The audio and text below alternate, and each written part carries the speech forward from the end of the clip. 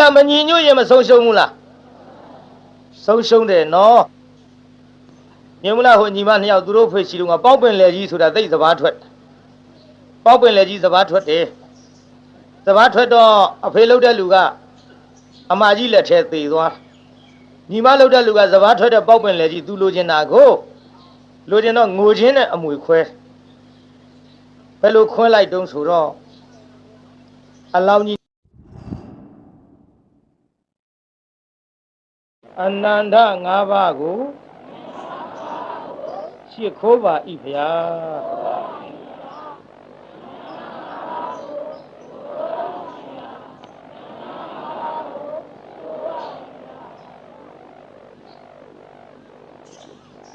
အနန္တ၅ပါးကိုရှစ်ခိုးပြီးတဲ့နောက်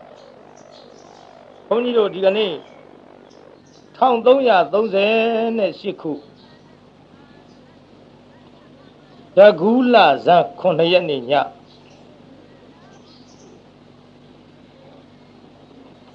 တာကေတမြို့အမှတ်3မန်ပြေရပ်ကွက်မန်ပြေကွင်းကြီးအတွင်းမှာဗုဒ္ဓဝေယဝိဆအသင့်မှနေ၍ပွင့်လျောက်တဲ့တရားပွဲ၄ညသည်ဒီကနေ့3ညမြောက်ဒီ3ညမြောက်မှာဘုန်းကြီးအခုနောက်ပိုင်းဇတ်လန်းဟောဖို့တရားနာပရိသတ်လည်းနည်းနည်းဇတ်ထုတ်နာမယ်လေးပြောပြရအောင်ဒီကနေ့ဟောမဲ့ဇတ်ထုတ်ကအပြိုင်အဆိုင်ဘယ်သူနိုင်ဆိုတဲ့တရားကိုဟောရေးသားကြီးဒီကနေ့ဇတ်ထုတ်ကပါတယ်ပြိုင်တော့ပြိုင်တာပဲပရိသတ်ပြိုင်နေဇတ်ထုတ်ဆိုင်တော့ဆိုင်တာပဲပရိသတ်ဘယ်သူနိုင်မယ်ဆိုတာတော့တရားနာကြည့်မှသိလာပါလိမ့်ဒီကနေ့လွမ်းကန်းဆွေးကန်းမပါတော့လဲဒီဇလန်းကိုနာကြရသဖြင့်အပြိုင်အဆိုင်အနိုင်ကျင့်နေကြတဲ့တတ္တဝါမှန်သမျှသည်မိမိတို့ပြိုင်နေကြဆိုင်နေကြတဲ့ကိစ္စတွေမှာမှားတာကိုမှန်မှန်သိလျင်အရှုံးပေး၍မှန်ကန်တဲ့ဘက်သို့အနိုင်ပေး၍ခြေစုံပြစ်ပြီးတော့ဝင်နိုင်ကြပါစေလိုက်နိုင်ကြပါစေဆိုတဲ့စေတနာနဲ့ဘုန်းကြီးဒီဇတ်ထုတ်ကိုဟောမယ်ဘယ်လိုပြိုင်ကြဘယ်လိုဆိုင်ရတယ်လဲလို့ဆိုတော့ဘုန်းကြီးတို့သုံးဟောကထိုထသဖြင့်မြတ်စွာဘုရားသခင်ကိုရောမြတ်သည်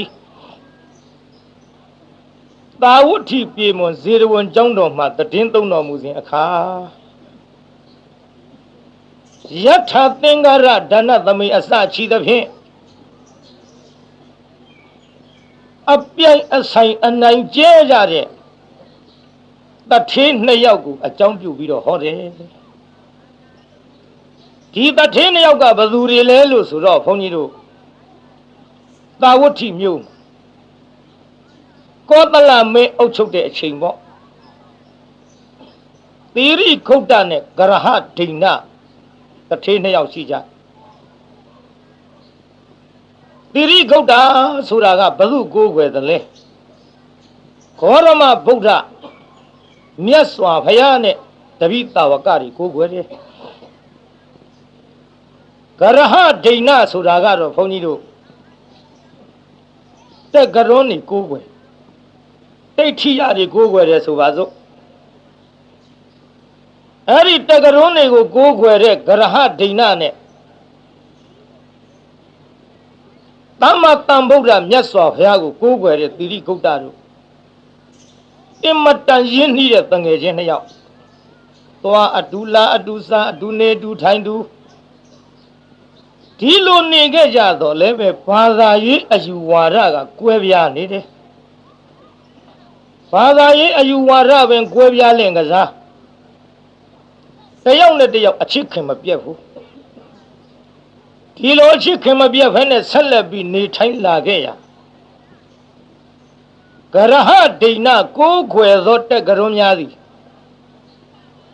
ဟေးတကားသောထေးဂရဟဒိဏဘာရုံးဖျ ဘာတော့မလုံးနဲ့လာအောင်ဒီကိုလာလို့ရောက်နေပြီပဲကိုတော်တို့ဟေးဓမ္မမင်းတငယ်ချင်းဖြစ်တဲ့သီရိဂုတ်တာကိုဘက်ပါအောင်မဆွဲနိုင်ဘူးလားကွာဩခက်လိုက်တာအရှင်ဘုရားတို့ကလည်းကိုဘက်ပါအောင်ဘယ်လိုဆွဲရမလဲဖေတပည့်တော်နဲ့သွားဒူလာဒူနေဒူထိုင်ဒူသူကဂေါရမဗုဒ္ဓကိုးကွယ်တယ်တပည့်တော်ကအရှင်ဘုရားတို့ကိုးကွယ်ဒီလိုကိုးကွယ်တဲ့ဘာသာချင်းလွဲနေတော့လေတပည့်တော်အရှင်ဘုရားတို့ကိုးကွယ်တာကိုလည်းသူအနှောက်အယှက်မပေးဘူး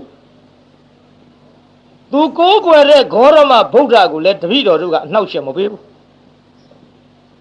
ဒီလိုချစ်ချစ်ခင်ခင်နေတဲ့ကိစ္စကနေပြီးတော့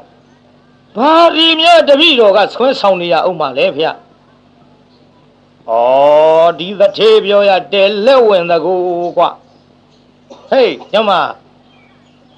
မင်းရဲ့တငယ်ချင်းသီရိခုတ်တာကပစ္စည်းချမ်းသာတယ်ကွာပစ္စည်းချမ်းသာတဲ့တထေတယောက်ကိုကွယ်တဲ့ဘာသာဘက်ကိုရောက်လာရင်ငါတို့ဘယ်လောက်ဟန်ကြလိုက်မလဲပြောကွာသီရိဂုတ်တာကိုဩတငယ်ချင်းသီရိဂုတ်တာမင်းဂေါရမဗုဒ္ဓနဲ့ဂေါရမတာဝကတပိတန်ဃာတွေကိုးကွယ်နေလို့ဘာအကျိုးရှိမှာလဲငါတို့ကိုးကွယ်နေတဲ့ဖယားများကိုမင်းကိုးကွယ်ကြည့်စမ်းပါငါတို့ဖယားများသည်အစစအရာရာအသိဉာဏ်ပညာအမတန်ကြီးမားတယ်ဂေါရမဗုဒ္ဓကိုးကွယ်နေလို့ကတော့အကျိုးမရှိမယ်အတူတူငါကိုးကွယ်တဲ့ဘာသာဘက်ကိုမင်းခြေစုံပစ်ပြီးတော့ဝင်လိုက်စမ်းပါလို့ခဏခဏတဖွာဖွာချစ်ခင်တဲ့တငယ်ချင်းများပြောကြတဲ့စကားကိုလိုက်နာတတ်ပါလေဒါကြောင့်ပြောကွာအဲ့ဒီတိုင်း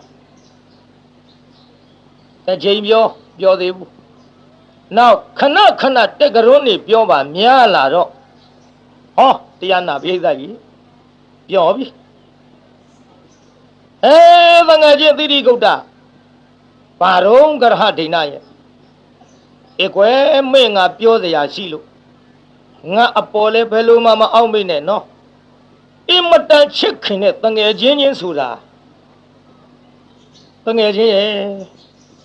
မှန်ကန်တဲ့ဘက်ကိုလက်ကြဇရန်းဆိုရင်ဖြင့်ငါကိုးကွယ်နေတဲ့ဘုရားများစွာရှိတယ်မင်းကိုးကွယ်တဲ့ဘုရားကတဆူတယ်မင်းကိုးကွယ်တဲ့တဆူသောဘုရားထက်များစွာသောဘုရားတွေဘက်ကိုလိုက်နိုင်ရင်ပိုကောင်းလိမ့်မယ်ထင်တယ်ခောရမဗုဒ္ဓနဲ့တပိသာဝကတွေကိုမင်းကိုးကွယ်နေလို့ဘာကျိုးရှိမှာလဲဒီတိုင်းပြောလိုက်တော့သီရိဂုတ်တပြောသေးဘူးနောက်နှစ်ကြိမ်ပြောဘာမှပြန်ပြောသေးဘူးသုံးကြိမ်ကြတော့ဟိုကကရဟဒိဏကဟေးတငယ်ချင်းငါကိုးကွယ်နေတဲ့တက္ကရုံးဖယားများကိုမင်းလေအိမ်မှာပင့်ပြီးတော့ဆွန့်ကပ်စမ်းပါလှူစမ်းမှာတန်းစမ်းမှာငါကိုးကွယ်နေတဲ့တက္ကရုံးဖယားများသည်အတိတ်ပစ္စုပန်အနာဂတ်ကာလသုံးပါးကိုအကုန်သိတော်မူကြတယ်အတိတ်ပစ္စုပန်အနာဂတ်ကာလသုံးပါးကိုအကုန်သိတဲ့ငါကိုးကွယ်နေတဲ့ဖယားများကိုလှူကြည့်စမ်းမှာတန်းကြည့်စမ်းမှာကတ်ကြည့်စမ်းမှာအစရှိသဖြင့်ကရဟဒိဏကပြောလိုက်တော့နေအောင်တငယ်ချင်းမင်းကမေးရလိမ့်မင်းကိုးကွယ်တဲ့တက္ကရုံးဖယားများသည်အတိတ်အနာဂတ်ပြစ္ဆုတ်ပံကာလသုံးပါးကိုတကယ်သိသလားတကယ်သိတာဗောတငယ်ချင်းရကဲဒါဖြင့်ကောင်းပြီတကယ်သိလို့ရှိရင်ဖြင့်မနေ့ဖြင့်ကမင်းကိုးကွယ်တဲ့ဖယားတွေကိုဆွမ်းကပ်မယ်ဆွမ်းကပ်မယ်တငယ်ချင်းအမတန်မွန်မြတ်တဲ့ထောပတ်စီဥတွေနဲ့ကပ်မယ်ကဲဒါဖြင့်ကောင်းပြီဝမ်းသာလိုက်တာတငယ်ချင်းဟာဒီတော့မင်းကိုးကွယ်တဲ့ တက်ကြရုံးဖယားများကို900တိတိငါဆုံးကပ်ကဲဒါဖြင့်ကောင်းပြီငါသွားပြီးတော့ပြင့်မဟဲ့အဲ့ဒါလို့တယောက်နဲ့တယောက်စကားပြောပြီးတော့ဂေါရမကိုးကွယ်တဲ့သီရိဂုတ်တတထေးသည်ဘာတွေစီစဉ်တယ်လဲဆိုတော့အိမ်နှစ်ဆောင်ရဲ့အကြမ်းကြီးကျယ်သောတွင်းကြီးတွင်တူးလိုက်အဲ့ဒီတွင်းကြီးထဲမှာဘာတွေထဲ့တုံးဆိုတော့မစင်နေရွှွညွန်နေအကုန်လုံးရေနဲ့လောင်းပြီးတော့ထည့်ထားအဲ့ဒီမစင်ရွှွညွန်နေထည့်ပြီးတဲ့အပေါ်ကအကုန်လုံးမမြင်ရအောင်ဘေးနှက်ခမ်းကတိုင်ငုတ်တွေစိုက်ထိုတိုင်ငုတ်များနဲ့ကျိုးတွေကိုတန်းချီပြီးတော့တွင်းရှိနှက်ခမ်းကိုတက်ကရွန်းနေထိုင်မဲ့ကဒင်းနေပေါ့ရှေ့နှခမ်းတော်တရားနာပိဋကကဒင်းတင်ပြီနောက်နှခမ်းကခြီထောက်ကြတော့ကျွတ်တို့ကျိုးပေါ်ကိုတင်ထားတက်ကရွန်းနေတပြိုင်ဒီထိုင်လိုက်ပြီနဲ့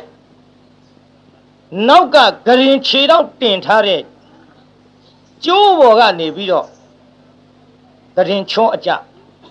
အဲ့ဒီအချိန်ခါမှာမစင်တွင်းနဲ့တက်ကရွန်းနေအကုန်ကြောက်အောင်ကြံစီထားဒီလိုကြံစီထားတော့လည်းပဲမမြင်ရဘူးအပေါ်ကကြည့်လို့အဲ့ဒီလိုမမြင်ရအောင်ကြံစီပြီးတော့များစွာသောအင်မတန်ကြီးကျယ်တဲ့အိုးကြီးတွေအပေါ်ကနေပြီးတော့ငပြောဘက်တွေနဲ့စီးဒါကထမင်းအိုးဒါကဟင်းအိုးဒါကထောပဒါကတင်လဲအစရှိသဖြင့်အပေါ်ယံကနေပြီးတော့တရားနာပိဋကတင်လဲအိုးကလည်းတင်လဲရေတွေတုပ်ထမင်းအိုးကြပြန်တော့လေထမင်းစီတွေပေါ့လေအပေါ်ကအတွင်းဘာမှမရှိအဲ့ဒီလိုအတွင်းဘာမှမရှိဘဲနဲ့များစွာသောအိုးတွေကိုတခါတည်းစီစဉ်ထားလိုက်နောက်ဟိုကလာမေးကရဟဒိဏကတငယ်ချင်းဘယ်နဲ့တုန်းကွယ်အကုန်လုံးစီစဉ်ပြီးဗလားမင်းငါပြရအောင်လာကွက်ဒီမှာမြင်ရလားဟိုမှာဓမေအိုးတွေဟင်းအိုးတွေထောပါအိုးတွေနှုတ်စီအိုးတွေတန်ဃာတော်900ကိုအဲ့ဒီအာဟာရများဖြင့်ငါသည်ဆက်ကလှူဒန်းမယ်။ဒါဖြင့်ကောင်းပြီငါသွားပင့်မယ်ဆိုပြီးတော့ဂရဟဒိဏသွားပင့်ဂရဟဒိဏသွားပင့်ပြီးတော့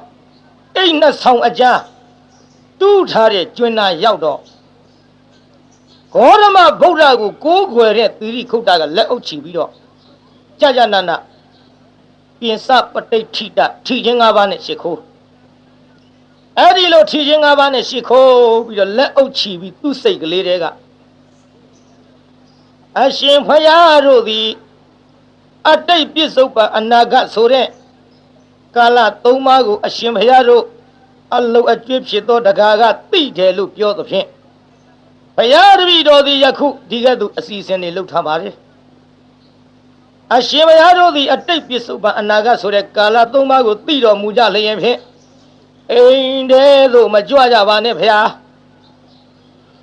အတိတ်ပြစ္ဆုတ်ပံအနာဂတ်ဆိုတဲ့ကာလ၃ပါးကိုမသိဘဲနဲ့အိမ်ထဲသို့ကြွကြရင်ဖြင့်မစင်တွင်းထဲသို့ကြလျင်နှိမ့်ဆက်ကလူပြုတ်ပြီးတော့မသိဘဲနဲ့သိခံဆောင်သည့်အတွက်ရိုက်နှက်ပြီးတော့နှိမ့်ဆက်ပြီးလွှတ်ရပါလိမ့်မယ်ဗျာမလျှောက်ဘူးပါဇက်ကမလျှောက်ဖဲနဲ့တရားနာပိဋကစိတ်ခဲကအဲ့ဒါလိုလက်အုပ်ချီပြီးတော့ရှင်ဘုရားတို့ကြွကြပါဗျာ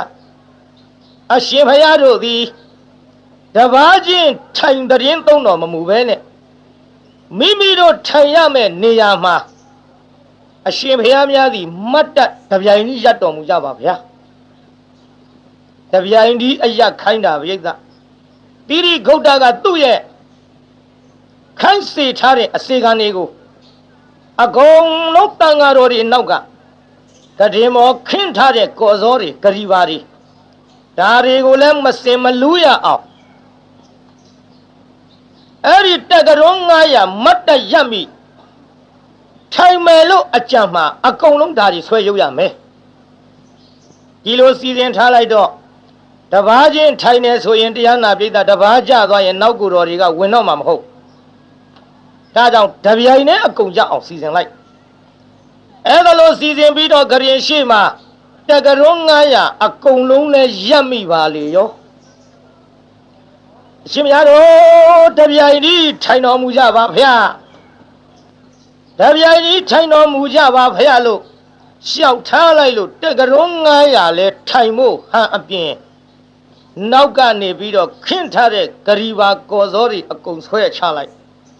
ထိုင်လဲထိုင်လိုက်ရောပြိဿ900စလုံးတစ်ခါတည်းကျွင်းကြီးတဲ့မစင်တွင်းကြီးတဲ့အကုန်ကြနာကိုကမှအဝတ်ကမလုံမလဲ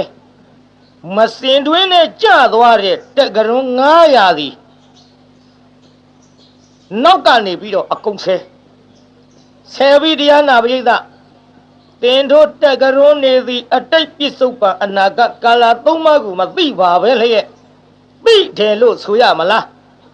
သိရင်ကိုမစင်တွင်းကြမယ်ဆိုတာမသိလို့တင်တို့သည်မပြန်ကြပဲနဲ့မိမိဖြစ်မဲ့အနာဂတ်ကာလဒီမစင်တွင်းကိုမှမသိကြလေရောသလားဆိုပြီးတခါတည်းထုံးနဲ့ရိုက်ပြီးတရားနာပြိဿရေတွေနဲ့လောင်းပြီးလို့ပြန်ထွက်မဲ့လမ်းမှာကျွတ်တို့အခုခမည်းတော်ခင်းထားတဲ့အင်္ဂရိတမန္တလင်းပေါ့အဲ့ဒီတမန္တလင်းပေါ်မှာစီတွေထောပတ်တွေအကုန်လုံးလိမ့်ကြံပြီးတော့ထားပြီးတော့ရိုက်တိုင်းနဲ့တိုင်းထွက်ပြေးကြ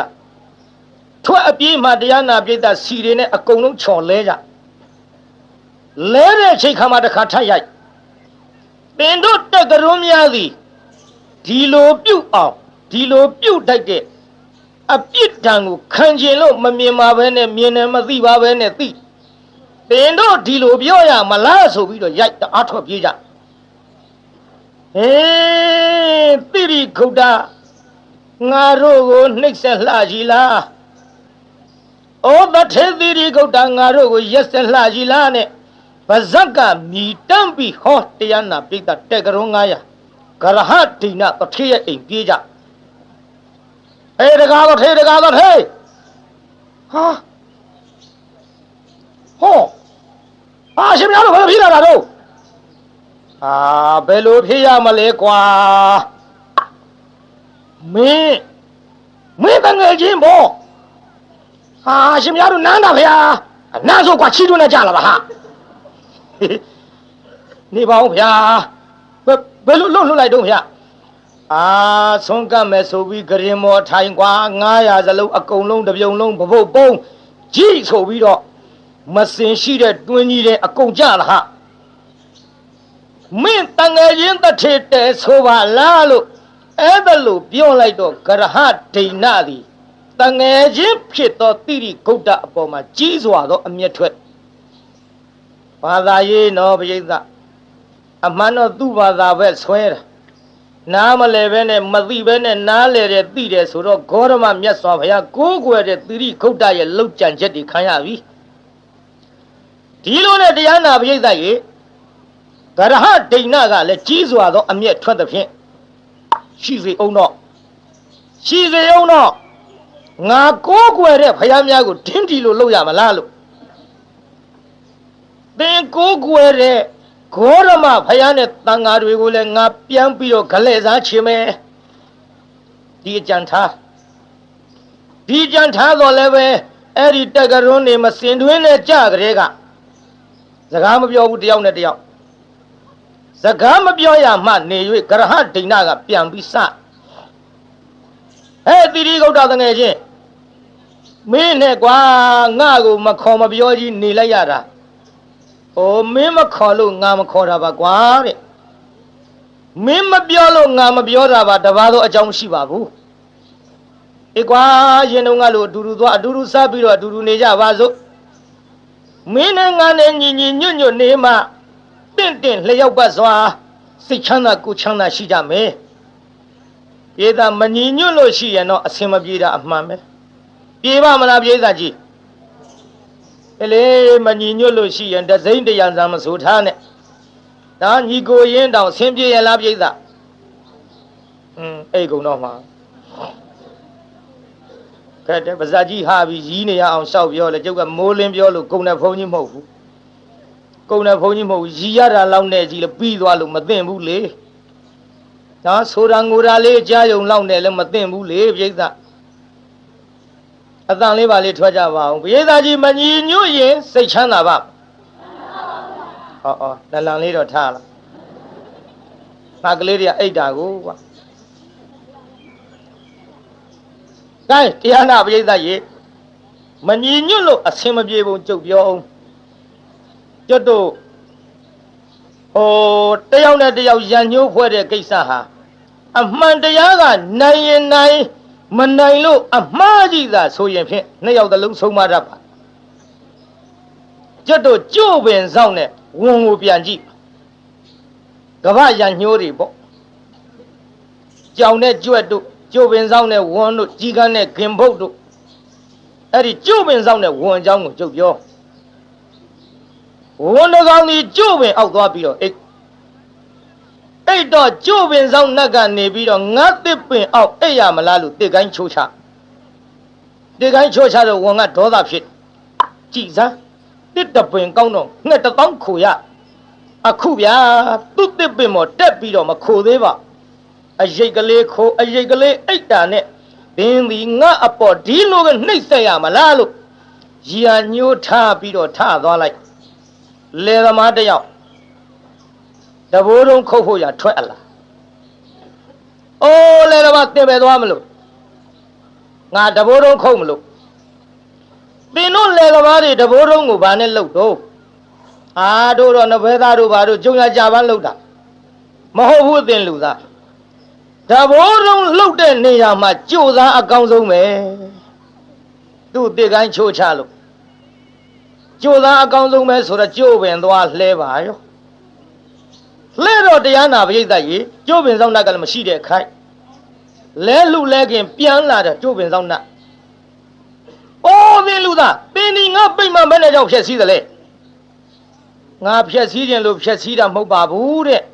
အစကကြိုသားခုတ်ဖို့လည်းရည်ရွယ်ချက်မရှိပါဘူးတဲ့ကျုံရကြပန်းခုတ်တာလမ်းတွေ့ခဲ့တဲ့ဝန်တကောင်ကတဘိုးတုံးလှုပ်တဲ့နေရာမှာကြိုသားအကောင်းဆုံးပဲဆိုလို့ငါလာလှဲတာကြည်စမ်းသူ့တစ်ကိုင်းလေးချိုးချလိုက်တာနဲ့ငါအပေါ်ရန်ညှိုးထားပြီးတော့ငါပိတ်မြန်မြသင်အလှဲခိုင်းသလားငါပိတ်မှန်ကိုသင်အလှဲခိုင်းလို့ရှိရင်ဖြင့်သင်လည်းငါထားယူလားအိုးသင်လူသားသင်တို့ဒီတဘိုးတုံးကိုကြိုသားနဲ့လှုပ်တယ်ဆိုတာတော့ရှိပါသေးတော့လဲဥပုတ်လှုပ်တဲ့ချိန်ခါမှာဘာရည်နဲ့လှုပ်တို့တော့အမတန်ခိုင်တဲ့ကျွဲရည်တို့ဘာတို့နဲ့လှုပ်တာပဲမဟုတ်ဘူးသင်လူသားလဲဥပုတ်လှုပ်တဲ့နေရာမှာဝန်းရည်အခိုင်ဆုံးပဲအဲ့ဒါလို့လဲပြောလိုက်ရောကြိုသားထမ်းပြီးလမ်းတွေ့ခဲ့တဲ့ဝန်ကိုတတ်ပြီးတော့ဝန်ရည်ခွာသွားအဲ့ဒီလိုတယောက်နဲ့တယောက်အပြိုင်အဆိုင်အနိုင်လောက်ကြတဲ့ချိန်ခါမှာမှားတဲ့ဘက်ကရှုံးပြီးတော့မှန်တဲ့ဘက်ကတာရင်သားမတာလို့နှစ်ဦးစလုံးအမှားဖြစ်ကြပါကနှစ်ဦးစလုံးဆုံးရှုံးတတ်ပါတယ်ဗျာဧဒါမညီညွတ်ရင်မဆုံးရှုံးဘူးလားဆုံးရှုံးတယ်နော်မြင်မလားဟိုညီမနှစ်ယောက်သူတို့ဖေချီတော့ကပေါက်ပင်လေကြီးဆိုတာသိစဘာထွက်ပေါက်ပင်လေကြီးစဘာထွက်တယ်စဘာထွက်တော့အဖေလှုပ်တဲ့လူကအမကြီးလက်ထဲသေသွားညီမလှုပ်တဲ့လူကစဘာထွက်တဲ့ပေါက်ပင်လေကြီးသူလိုချင်တာကိုလိုချင်တော့ငိုချင်းနဲ့အမွေခွဲဘယ်လိုခွဲလိုက်တုံးဆိုတော့အလောင်းကြီးကကတ်လို့အဖေရဲ့သေကနီးပေါက်ပင်လေကြီးသမီးအငယ်ကိုပေးသွားလေတယ်မပေးသွားလေတယ်အဖေရဲ့ကြည့်ကွာငိုချင်းနဲ့အမွေခွဲဒီလိုငိုလိုက်တော့အမကြီးကမျက်လုံးပြူးသွားဟုတ်တော့အဖေသေးတာငါလက်ထဲမှာပါသူ့ပေါက်ပင်လေကြီးပေးတဲ့မဖြစ်ဘူးသူများကြအောင်မလိုက်အဖေသေတော့ကသမီးကြီးလက်ထဲမှာသေတာပါတော့အခုတော့သမီးအငယ်ကိုပေါက်ပင်လေကြီးပေးသွားတယ်လို့သမီးမသိလိုက်ရလေတဲ့ငိုပြန်ရော我说陆基的现在，哎，今年嘛两53年，53年，咱们应该个保本来就背多少的，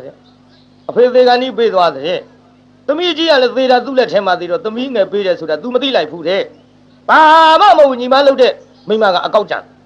嘿嘿，你弄5000来做的包包的。你呢？阿妈说到嘞，但是你样子你妈没可能干，但你是老三家，陆基这个偏别回来呀，家长在车干嘞，白老些5000的阿没亏着，没嘛样我在小标的手嘛没光，我手的奶奶都标啊，毛不这车没嘛这个碰你当特别养我的，啊好碰你特别养我的，这都满里不来人家车，满里不来人家车嘛，几天那这个。都没你们讲了，碰你讲啥的拉车，遇到啥的车被把片，碰你啥的车回来，啥的车的时候，现在车上冇，现在车路上碰你讲别人看到嘞，啥的车的时候，现在你把你那这个一拨了，好暖你的拨带比着，就叫抽高那个好回来，哎，你们这么对的，我什么别的我还路好来，我那哎呀那变到，一来要都没个，你啥子我那给啥巧哟。对了，碰你好的别人5000片，阿妈嘞别人好的，碰你个好来的阿妹耶，我比较，碰你好的别人5000片，别人好的碰你呀什么别的无人没耶，阿妈嘞什么别的无所谓呢，苦到半别的几年多好阿妹耶，我来，苗嘞没要听5000唱我。都当阿老要到，别人碰你的，别人好的碰你罢了。嘿嘿，碰你的来太没有，阿妈来别人好的碰你个好来的阿妹耶，说着别人好的给我表达了面露，哈哈哈，面露表达喂，好呀，这个嘛反正俺别人好大的钱我的吧嘞。碰你啊什么别的无人没也就过到东了，现在碰你那变了，变说这边过到也这么来亏他都常常谈来报下，啊把那边人好的碰你啊什么别的无人没也，啊哭到什么别的边呢，半边大几年多不没也就把表讲了过到某么面里面差别的，话就问题。阿妈人的马背过着，啊，碰你那话题产业机，我阿的机啊，当过干啥机？说别那个，别那某面里面碰你熬个话题，好不嘞？话题熬个碰你不干，我那些的边疆去欧么了？那碰你那些的这样那别在就用它别的那个这干嘛要来呀？前面要跑下。哎，把的话，我保也要保下，我没把的话，我到盘那的盘那的，别到嘛盘那的盘妈，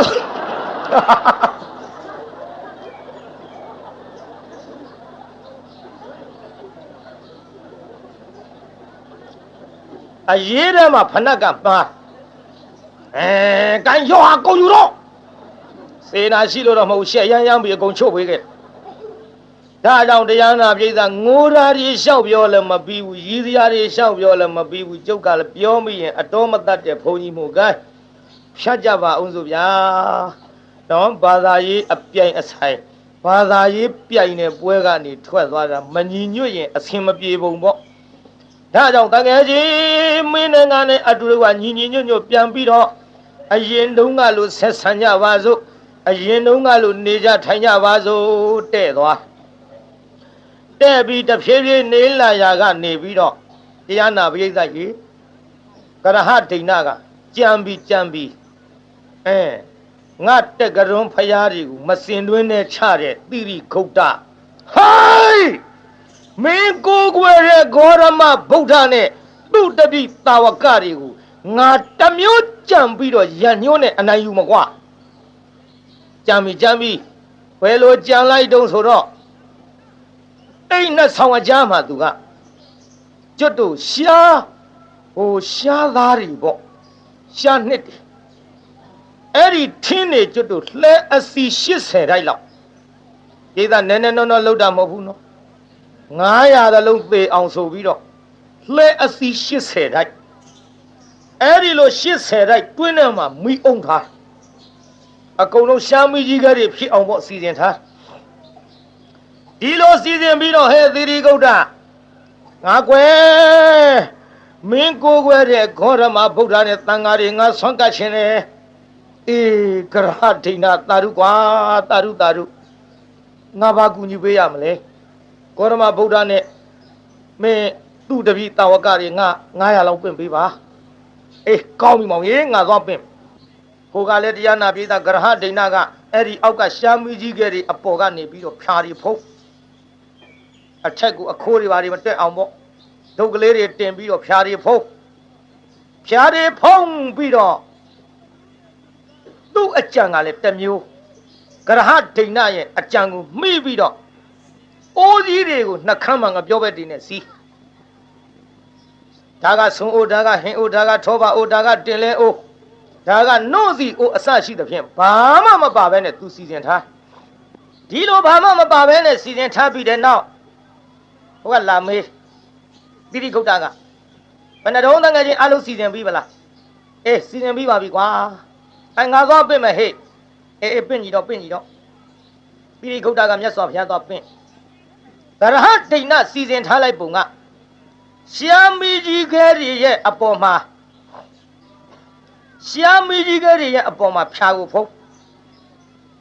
ဖြာကိုဖုံးပြီးတော့အိုးတွေကလည်းပဲဘာမှမရှိဘဲနဲ့ဒီတိုင်းထားပြီးတော့တဘာချင်းနင်းပြီးတော့ကြွလို့ရှိရင်ရှားမီကြီးတဲ့အကုန်မကြမှာစိုးလို့အကုန်ကြတဲ့နီးသူကလည်းသီရိဂုတ်တနီးကဲ့သို့ဖန်တီးပြီးတော့ထားခဲ့ဟိုကသွားပင့်ပြီသီရိဂုတ်တကသုံးလောကထွတ်ထားသဖြင့်မြတ်စွာဘုရားတဲ့ဘုရားတပည့်တော်ဤတန်ငယ်ချင်းဖြစ်တဲ့ကရဟဒိဏသည်မြတ်စွာဘုရားကိုရောမြတ်နဲ့တန်ဃာတော်900ဆွမ်းကတ်ချင်ပါတယ်ဆိုလို့တပည့်တော်အပင့်ခိုင်းလို့လာပြီးတော့ပင့်ရပါသည်ဘုရားတပည့်တော်အထူးသဖြင့်လျှောက်ထားလိုတာကဟိုးတစ်ချိန်ကကရဟဒိဏကိုးကွယ်တဲ့တက္ကရုံ900ကိုအတိတ်ပြစ္ဆုတ်ပံအနာဂတ်ကာလသုံးပါသိတယ်ဆိုလို့တပည့်တော်ပင့်ပြီးတော့မစင်တွင်းနဲ့ကြအောင်တပည့်တော်လှုပ်ခဲ့ဘူးပါဗျာမြတ်စွာဘုရားသတိတရားနဲ့ကြွသိရင်ကြွတော်မူပါမကြွသိရင်လည်းမကြွပဲနေပါဗျာတပည့်တော်ထင်တာကတော့သူကိုးကွယ်တဲ့တက်ကရုံးနေမစင်တွင်းနဲ့900စလုံးကြအောင်လုပ်ပြီးအတွက်ကလဲစားချေရန်ပင့်ပြီးဆွမ်းကပ်မယ်လို့လုတ်တယ်နဲ့တူတာပါပဲဗျာလို့ဘုရားလျှောက်တော့ဘုရားကိုယ်တော်မြတ်ကသာပြေညွတ်တာရွှေညာတော်ကြီးနဲ့ကြည်လိုက်ဒီကနေ့ငါဘုရားကိုယ်တော်မြတ်ဒီကရဟဒိဏအိမ်တို့ကြွရင်အကျိုးရှိမရှိအကျိုးရှိမှာပါလားငါဘုရားကြွတဲ့အချိန်ခါမှာကရဟဒိဏသည်စီမံထားသောလဲအစီ80လောက်ထင်းနေရှားထင်း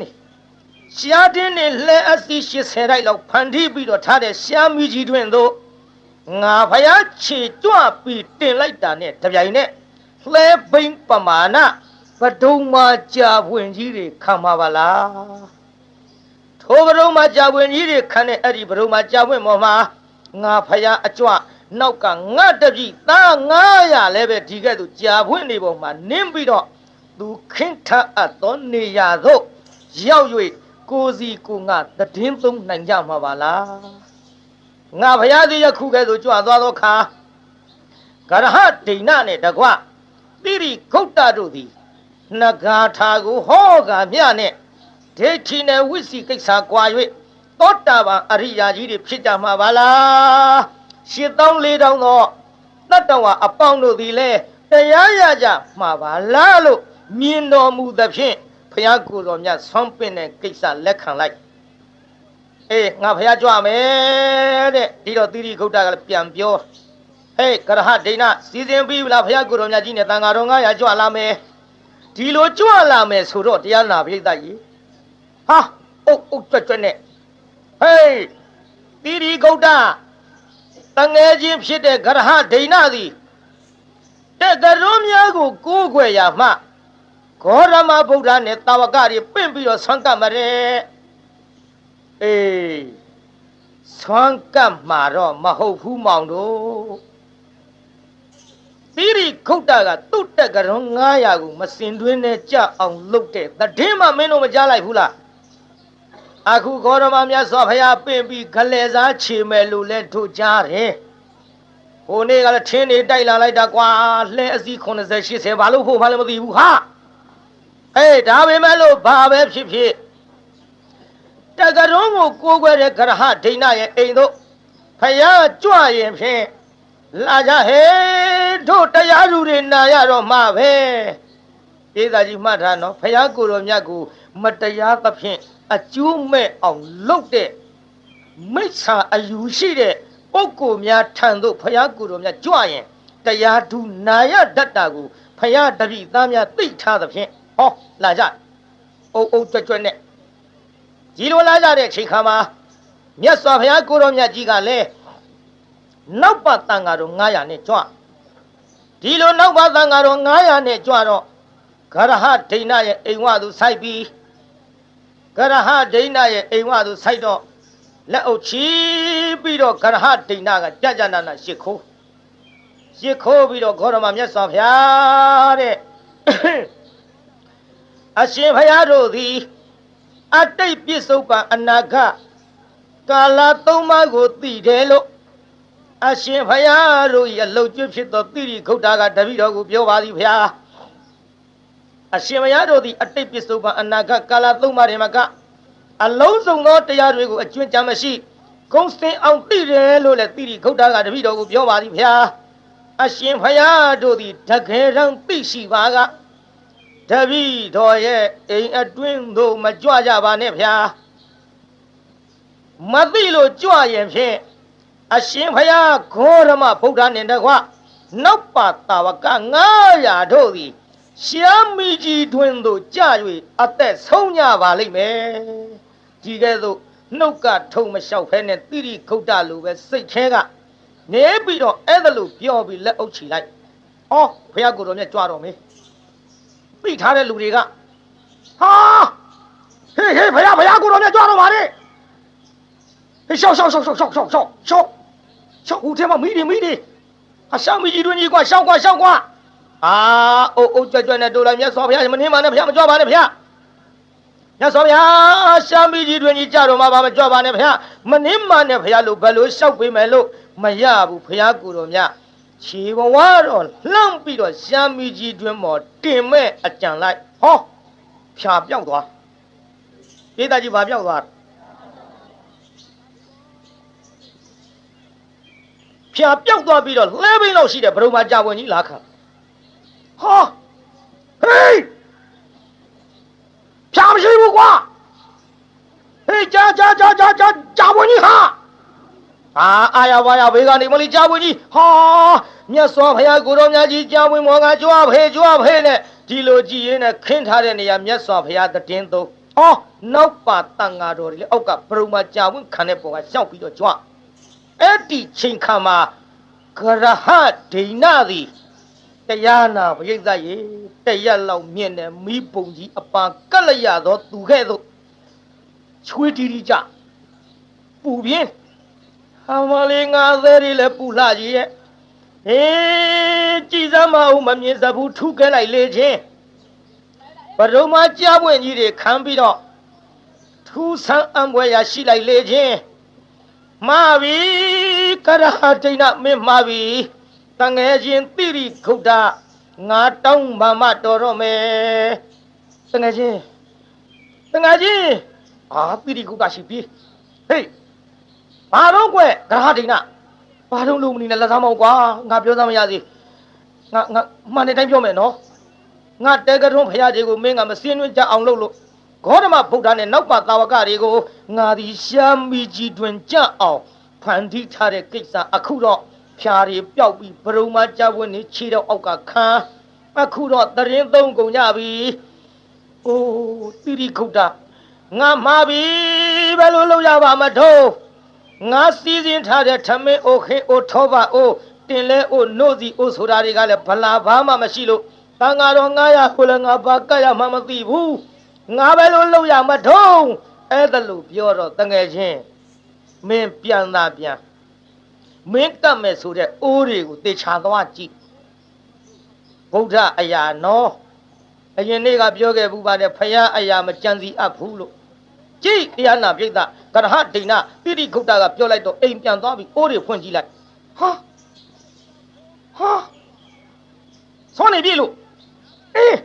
ဟင်းနေဟာနို့စီတွေဟာပြိဿကြီးအစင်းတော့ပြေသားပြိဿနို့စီတွေဆွမ်းနေဆွမ်းဟင်းနေဟာအကုန်လုံးပြေ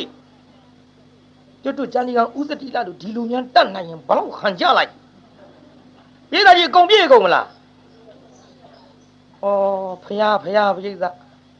ကြောင့်တမ္မာတန်ဗုဒ္ဓဖယားကိုတော်မြတ်ကြီးကိုးကွယ်တဲ့ပုဂ္ဂိုလ်တွေဟာအကျိုးမရုပ်ဘူးဖယားကိုတော်မြတ်ရဲ့တပိသသံဃာတော်ကြီးကိုးကွယ်တဲ့ပုဂ္ဂိုလ်တွေဟာအကျိုးမရုပ်ဘူးလှူတဲ့ဆိုတာတချို့ကကုံနာလောက်တွေ့တယ်ပုံညာပြီဆိုတာကုံနာရှိတာပဲကွာတဲ့ဒါတမျောတဲ့လူတွေမြောက်ပေးတဲ့စကားလှူတဲ့ဆိုတာကုံနာပဲကွာဒါမလှူခြင်းတဲ့လူတွေကပြောတဲ့စကားလှူလို့တန်းလို့ကျွတ်တို့မြန်မာနိုင်ငံမှာကြည်စမ်းပကံဖရားတွေမင်းရင်လှုပ်လို့ပြူသွားပဲသိမ်းမောင်းနေတော့လို့လှူတာကိုကုံတယ်လို့သိရင်ဗုဒ္ဓဘာသာတွေလှူကြပြီမဟုတ်ရေးသားကြီးလှူပါမလားရွှေတုံဖရားကြီးကြည့်လိုက်စမ်းဝင်းထိန်လို့ဒါရင်လားလို့ဆိုတော့ဗမာပြည်တစ်ပြည်လုံးရှောက်ကြည့်လိုက်တော့မြို့ကြီးပြကြီးတွေမှာကို့မြို့နဲ့ကိုတကိုးကြီးဖရားကြီးရှိကြသည်ရှိဘူးလားပြည်သားကြီးလှူလို့သာအကျိုးမရှိဘူးပစ္စည်းကုန်တာပဲလို့များခမည်းတော်ကျွတ်တူအောင်းမိလိုက်ရင်တရားနာပြည်သားကြီးလှူကြပါမလားဒါဘယ်သူတိုက်ဖြတ်လို့မှမရဘူးဘာသာရေးမှန်လားပြည်သားကြီးဒီဘာသာရေးတိုက်ဖြတ်လို့မရတော့ယရဏသုံးပါးစိတ်ကတ်တဲ့ပုံကိုယ်တွေကိုကျွတ်တူမြောက်ပြောတာမဟုတ်ပါဘူးမန္တလေးမှာမိုးပြဲတိုက်ကျွတ်တူဇာတ်ယုံကြီးတဲ့ပေါ့လေမိုးပြဲဇာတ်ယုံကြီးတဲ့ဝင်းဘိုတို့10ညဝင်ပြီးတဲ့နောက်ကျုပ်9ညဝင်ကျုပ်ကလည်းဇာတ်ယုံနဲ့ဗါတဲ့ဝင်နေဝင်ဆိုလူတွေကသွင်းတာကိုမင်းသားတွေများယုံသွင်းမဲ့ကန်လိုက်တွေမှုပေါက်လို့တရားဘုန်းကြီးကြတော့ယုံသွင်းမဲ့ကန်လိုက်တယောက်မှမလာဘူးအဲ့တုန်းကတော့ကျုပ်ယုံသွင်းဝင်းဘိုတို့ပြီးတဲ့နောက်ကြီးကျုံဝဲဇက်ကလေးတွေသွင်းနှခမ်းသုံးငန်းပဲဟေးမင်းသားတွေနဲ့တော့မရဘူးလေကျန်ဒီကရှာတော့ယုံသွင်းကြည့်အောင်ယုံသွင်းကြည့်အောင်ဆိုပြီးကျုပ်ဇက်ယုံနဲ့သွင်းဇက်ယုံကြီးထရန်ခွာရဇက်ယုံထရန်ခွာရတယ်ခွာရရောပေါ့ပထမကကျုပ်လည်းနှခမ်းသုံးငန်းရှိနဲလှကြည့်လားလို့ဝင်းဘိုတို့ပဲနဲ့တော့ဝင်းဘိုတို့ပြည့်တယ်ဗျာတဲ့ကျုပ်ကြနှခမ်းသုံးငန်းဘာလို့နဲတာတုံးလို့မတူးပေါ့ဗျာတဲ့ဟိုကမြိုင်ထားတွေပါနေနဲ့ကိုတဲ့ကျုပ်ကလည်းမေးတယ်အော်မြိုင်ထားရင်ဒီယုံပြည့်သလားလို့သူတို့ကပြည့်တယ်ပြောတာကိုဒါနဲ့ကျုပ်လည်းအဲ့ဒီညကနှခမ်းသုံးငန်းလူမရှိလို့ကျုပ်မြိုင်ထားကြည့်လိုက်မြိုင်ထားရင်ပြည့်တယ်ပြောလို့ပါအတုံးမငုံအပွင့်နဲ့ပန်းရွှေချာអော်လိုက်လူမရှိလို့ဘာတုံးမငုံအပွင့်နဲ့ပန်းရွှေချာဆန်းထွေတလာလမ်းချွေပါလို့တာဘာဖြစ်အမလေးဘုန်းကြီးကရုံးကြီးနဲ့တော်မတယ်ဟိုလူမရှိလို့အဲ့ဒါလို့អော်လိုက်တာဘေးကယောက်ျားတွေမျက်စိလဲကုန်ဟာဟဲ့ကောင်လေးစောင်းနေမင်းသားသားမဆုံးဟာဘုန်းကြီးကရုံးကြီးနဲ့អော်တာသူတို့မင်းသားတဲ့နောက်ဇာတ်ယုံနဲ့ဝင်လာကြုတ်လဲတွေ့လိုက်ဟာဟဲ့ကောင်လေးဘုန်းကြီးဟာနောက်မိမတွေအကုန်မျက်စိလဲဇွတ်တော့ဝင်မင်းသားမျက်နှာမြင်လို့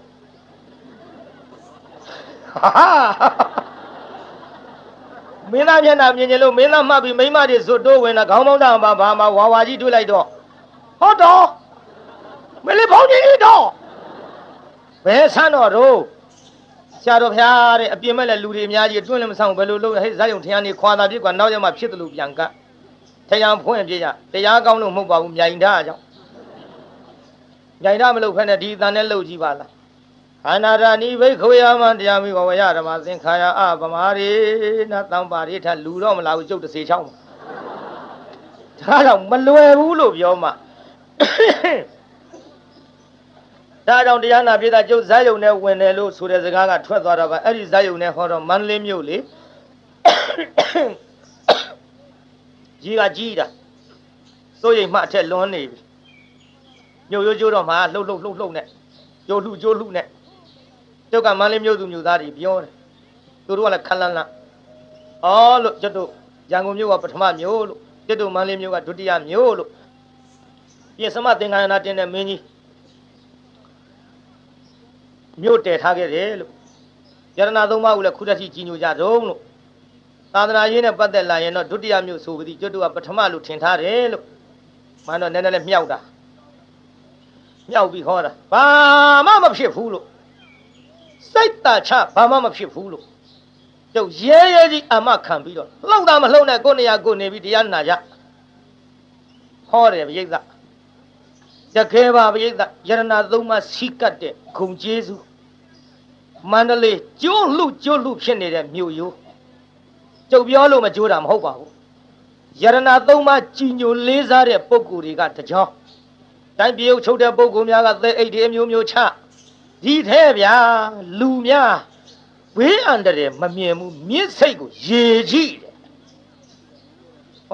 အဲ့နဲ့လို့ရေမတလောက်ကြီးနေလို့စိုးရိမ်မှထက်လွန်းနေလို့အမျိုးကြံဆောင်ပြီးတော့စောင့်ရှောက်နေရတဲ့ကြားတဲ့သူတို့ကရေကြည့်တယ်သေခြင်းသေအရင်မသေးဘူးလားဒါကြောင့်လူစီတဲ့နေရာသွားရင်အမတန်တတိထားရပါမှန်လားပြိဿကြီး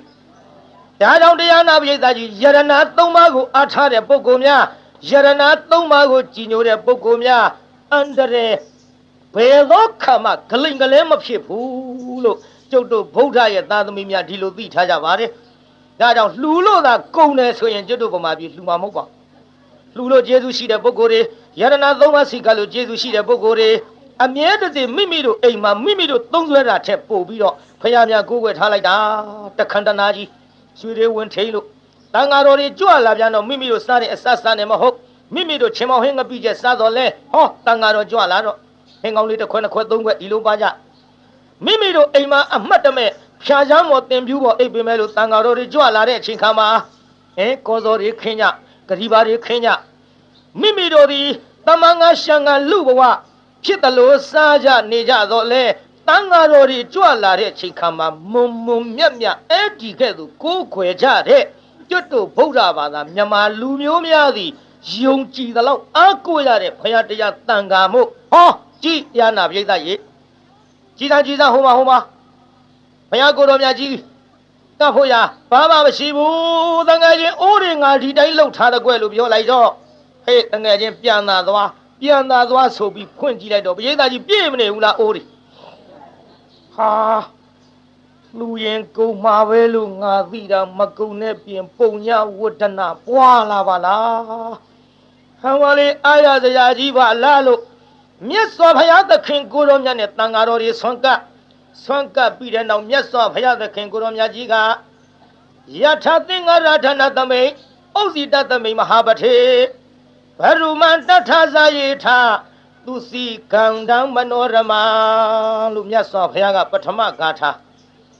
လူတွေသွားလာနေတဲ့ခရီးလမ်းမှာအမိုက်ပုံကြီးတွေစွန့်ပစ်ထားပါတဲ့အဲ့ဒီအမိုက်ပုံကြီးတွေဘယ်သူမှမနှစ်သက်တော့လဲထိုအမိုက်ပုံကြီးတွေပေါ်၌နှစ်သက်စရာလူတွေမြတ်နိုးစရာဖြစ်တဲ့ဘရုံမာကြာဖွင့်ကြီးပေါက်ပြီးတော့လာတဲ့ကဲ့သို့နားထောင်နော်ရှေ့တကားထားဆက်လိုက်ဧဝံသင်္ဃရဘုတေတုအန္တဘုတေပုထုဇနေအတ္တိရောစတိပညာယသမ္မာသံဗုဒ္ဓသာဝကောခုနကပြောခဲ့တဲ့အမိုက်ပုံပေါ်ကြာပွင့်ကြီးပေါက်ပြီးတော့များစွာနှစ်သက်ဝမ်းမြောက်ကြသလိုလမ်းဆောင်လမ်းကွာမှာပစ်ထားတဲ့အမိုက်ပုံကြီးနဲ့တူတဲ့ပုထုဇဉ်အန္တဘာလတို့ရဲ့အပေါ်၌မြတ်စွာဘုရားကိုယ်တော်မြတ်၏တပည့်သာဝကအာသဝကုံခန်းတဲ့ပုဂ္ဂိုလ်များသည်အမြဲသဖြင့်လွန်မြောက်ပြီးတော့တင့်တယ်ကြတာပဲလို့ဘုရားကိုယ်တော်မြတ်နှစ်ပါးရရှိတဲ့ဂါထာဟောလို့ဆုံးပါလေရောဟောတိရိဂုတ်တာနဲ့ဂရဟဒိဏတငယ်ချင်းနှစ်ယောက်သည်ဒိဋ္ဌိနဲ့ဝိစီကိစ္စကွာ၍သောတာပတ္တိမေဖို့စခန်းသို့ဆိုင်မြန်းကြလေကုန်တော်သရီ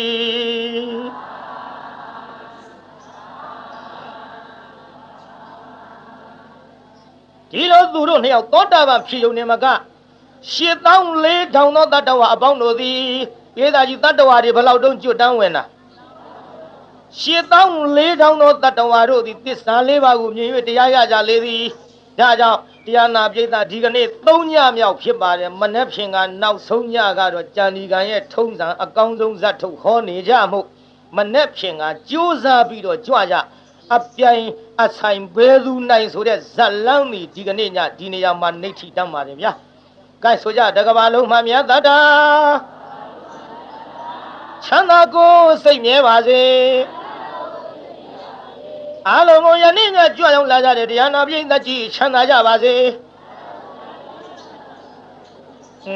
ရိုင်ဒီရိုင်ရွယ်တွေလုံးမနေနဲ့အားလုံးကိုယနေ့ညကြွရောက်လာကြတဲ့တရားနာပိဋကကြီးကျမ်းမာကြပါစေကဲအိမ်ပြန်ဖို့ကြပါစို့အတ္တကေဟေပြောသမျှဟောသမျှတွေက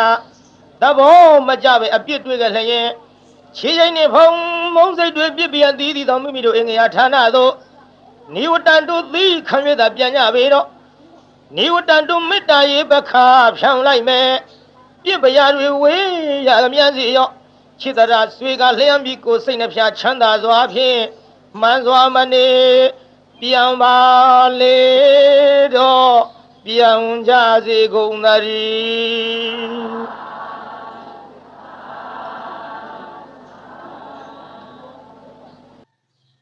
In this world, the most important thing is to gain wisdom. If we want wisdom, we must listen to the Dhamma.